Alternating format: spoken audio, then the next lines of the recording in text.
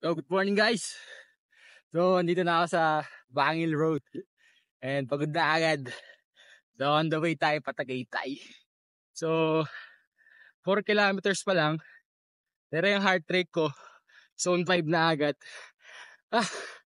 Di na talaga sanay magbike. Pero, let's do this.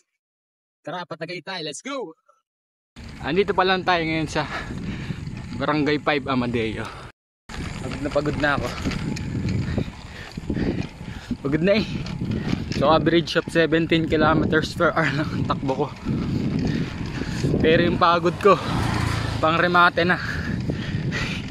Pagod na. Zone 5 na naman yung heart rate ko. Pero let's see, sana mabit ko na yung pinaka low. Last time ko nung nag-ride ako na 1 hour and 30 minutes sana. 1 hour na lang ngayon. So let's go. So andito na tayo sa Tagaytay. Ayun, ang init na. Grabe yung init, alas 9 pa lang. Pero saglit lang ako sa Tagaytay, then baba na rin agad tayo. Pagod na rin ako. Average of ano na lang 15. Pakabagal. So let's go. So andito na tayo sa Tagaytay.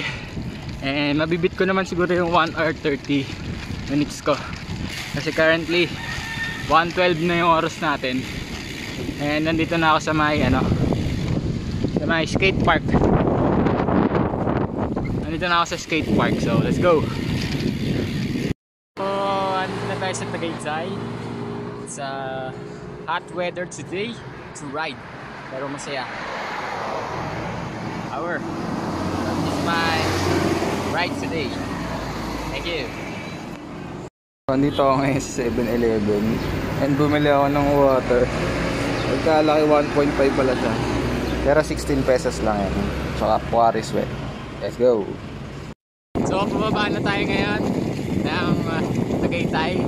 So this is our vlog. And kita-kits ulit sa susunod na ride natin. Don't forget to like and subscribe.